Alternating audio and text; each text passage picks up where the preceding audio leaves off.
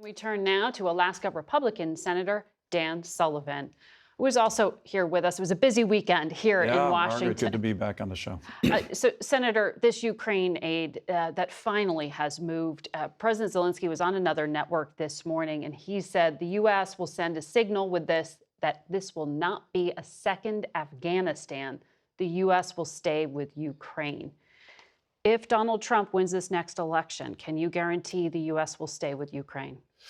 Well, listen, I can't guarantee anything, but it's actually good that the President Zelensky mentioned Afghanistan because, Margaret, this gets lost too much. I think we got to look at how we got to the situation of Ukraine.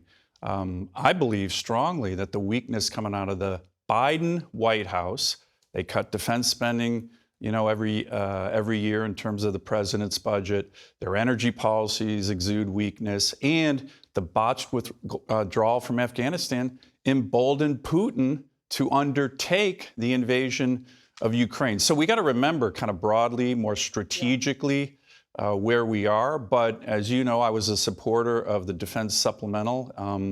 And I think it's not just going to be important for Ukraine, as you and I have talked about before. It's going to be really important for the industrial base of America, which has atrophied dramatically. 60% of this bill goes into building weapons, everything from submarines to in many Republican districts, too, which is why it was so surprising it took so long to get through that House. All over the place. So I think it's important. But again, a lot of this in terms of where we are on Ukraine, from my perspective, comes from the weakness of the Biden administration and the president's inability to actually make the case on Ukraine. He's given 2 speeches on Ukraine in the last 2 years, and all his speeches do is kind of villainize another part of the Congress. He hasn't tried to bring people together. We could have a historical argument for the next hour, going back years about green lights being given to Vladimir Putin around the world by leaders in many countries. The history let's on talk this about, is important. I'm not saying it's not, but let's talk about the future here and the signals being sent. Hungarian Prime Minister Viktor Orban met in March with Donald Trump at Mar-a-Lago, and then he gave an interview. And in that interview, he said that Trump told him he will not give a penny to fund Ukraine, and that is why the war will end, because Ukraine cannot stand on its own feet. We know he's not a fan of President Zelensky, so why do you think he will be persuaded he might win this election? Yeah. Well, listen, President Trump put out a statement recently where he thought it was important to support Ukraine. He actually also mentioned the Europeans need to do more. And he actually mentioned something, as I just said, that it was very unlikely the war would have started had he still been in the White House. So Russia hadn't withdrawn from Ukraine. They'd gone in 2014. So this argument over Trump would have made a difference. It didn't make a difference. Well, look, I think the broader issue, particularly between Biden and Trump right now, where are we? Is the world a safer place for the United States and our allies today as it was 4 years ago? I think the answer to that is unequivocally no. But let's get back to your question. I do think that the Republican Party in the House and in the Senate is still very much the peace through strength party.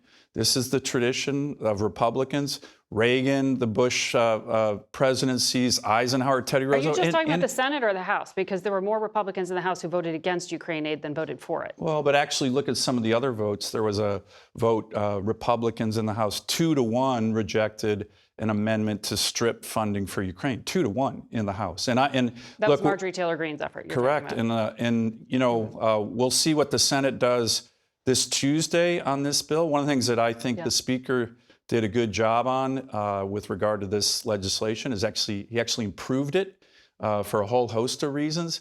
But I predict that you'll probably see a majority of Senate Republicans supporting this legislation. And like I said, peace through strength. This is important because Donald Trump was part of that tradition very much. You remember President Obama cut defense spending by 25% his second term. He gutted readiness. This is what Democrat presidents do. Biden did it. Obama did it. I'm going to talk about some of these mixed messages in the House with our congressman ahead, Senator. But look, I still think our party is the peace through strength party. One of the dangers, in my view. But as you just said, you can't guarantee a Trump administration. Well, nobody can guarantee anything. But he hasn't even endorsed this bill publicly.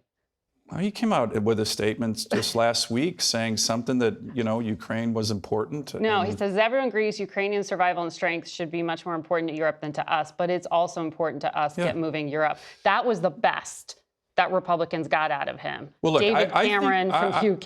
Let me make one other point on this. President. I think that we're kind of giving Joe Biden a bit of a pass on, not just as I mentioned how we got here, but the execution of the Ukraine effort. As you know, literally every major weapon system that the Ukrainians have said they need, from HIMARS, Patriots, Stingers, tanks, F-16s, now ATACMS, every single weapon system, this administration delays because they're scared of, making Vladimir Putin mad. The Senate, you saw Mark Warner there a second ago, you interviewed him. In a bipartisan way, we come in and we say, Mr. President, you have to give them these weapon systems. They finally relent.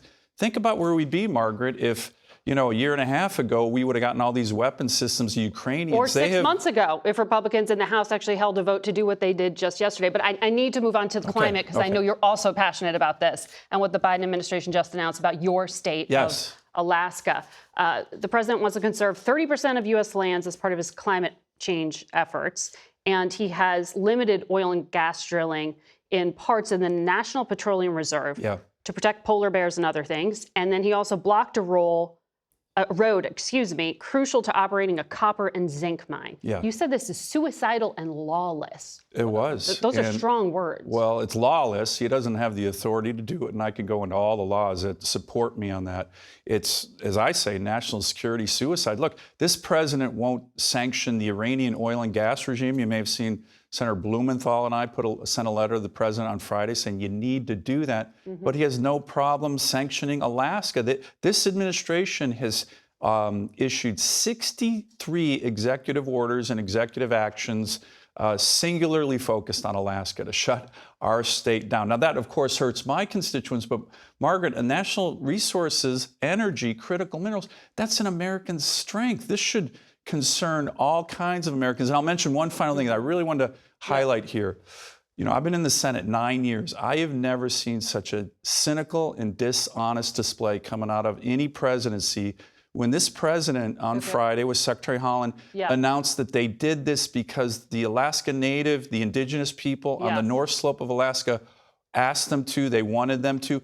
The leaders of the North Slope of Alaska were unanimous in opposition to this. They tried to meet with Secretary Haaland. She wouldn't meet with them. This is a rule that focuses on their lands where they've been living for thousands of years. And then the president says, well, I did it because the indigenous people of Alaska wanted it. That is a lie. And it is a lie. And go see what the indigenous people of Alaska from that part of my state said. They're very upset. And the president was canceling their voices and now stealing their voices. It was really a despicable move. Well, Senator, we have to leave it there because of the break, but I know you could talk with me on this perhaps again in the future. Thank you. More in depth.